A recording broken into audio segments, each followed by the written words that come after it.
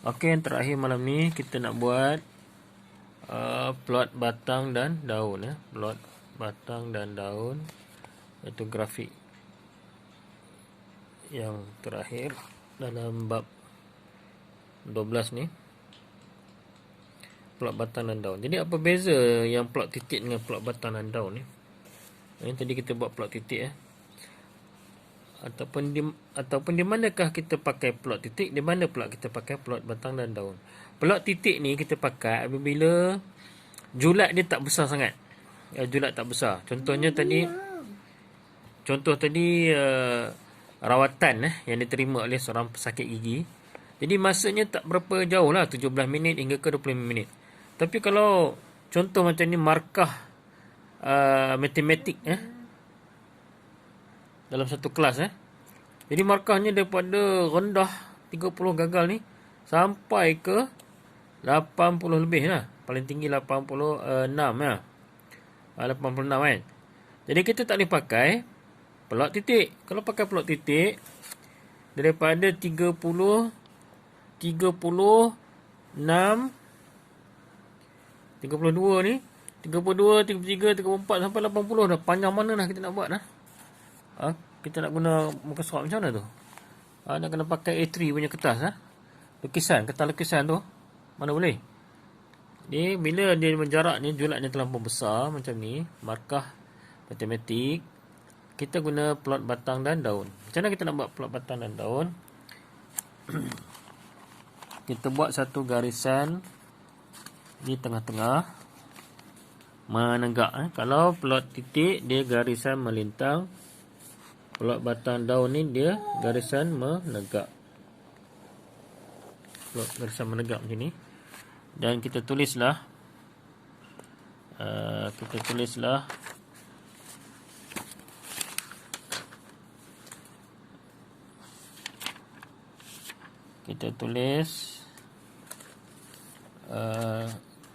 kita buat satu lagi garisan melintang. Simple aja. Sini batang. Tulis batang. Tulis batang.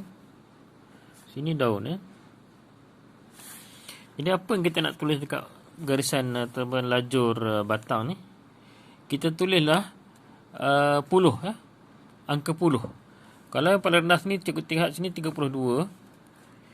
Cikgu punya kamera ni kadang dia fokus, kadang tak fokus tak apa lah. Jadi yang paling rendah 30. Jadi kita letak puluh sini. Dia punya puluh saja. 3 saja Puluh saja. Jadi sampai 80 kan. Jadi 3, 4, 5, 6, 7, 8. 9 tak ada Ini tak ada 90. Markah 90 tak ada. Cikgu tengok ada tak ada 90. Jadi dah 30 sampai 90 saja. 30 sampai 80 saja. Jadi sebelah batang ni ialah puluh.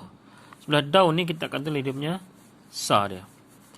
Jadi kita mula daripada sini, atas bawah. Mudah. 60. Jadi 6 dia punya sar kosong 60.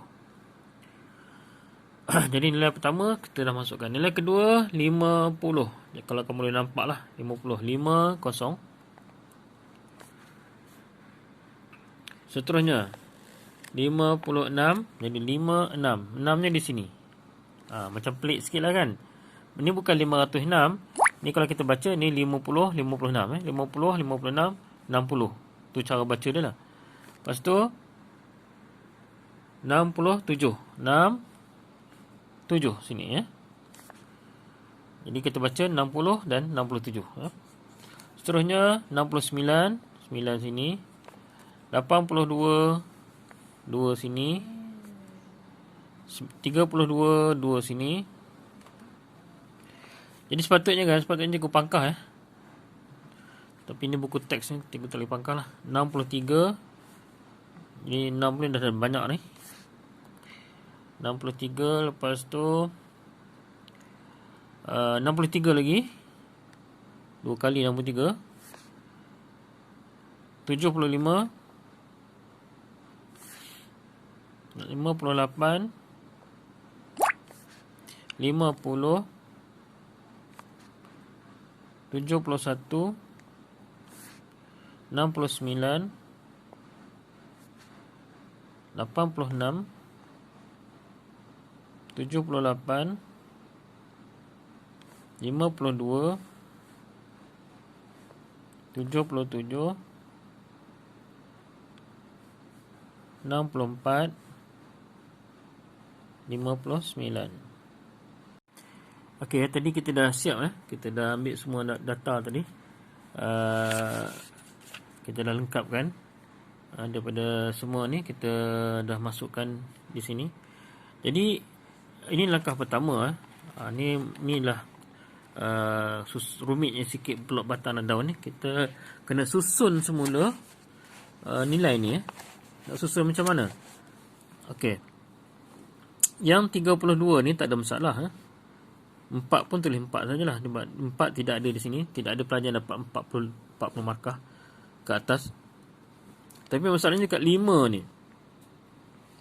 5 di sini kita kena susun semula. Maknanya dekat daun ni kita kena susun semula. Nilai terkecil tu kita susun. Yang sebelah sini mula-mula kecil, naik dia je besar.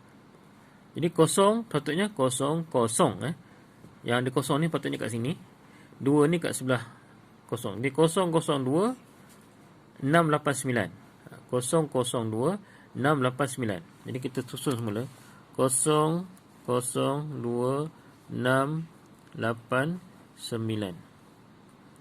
Menggunakan data yang sama juga, cuma kita susun saja dekat daun ni dia menaik, tertib menaik. Sama macam ni juga dekat daun bagi 6 ni kita kena susun tertib menaik 0 3 3 4 0 3 3 4 799 799. Jadi kita dah susun tertib menaik Lepas tu sama juga dengan macam 7 ni kita susun 1 5 7 8 1 5 7 8. Dan yang terakhir ialah 8. Betul lah, samalah 8 2 6 Dah susun dah memang dah menaik dah.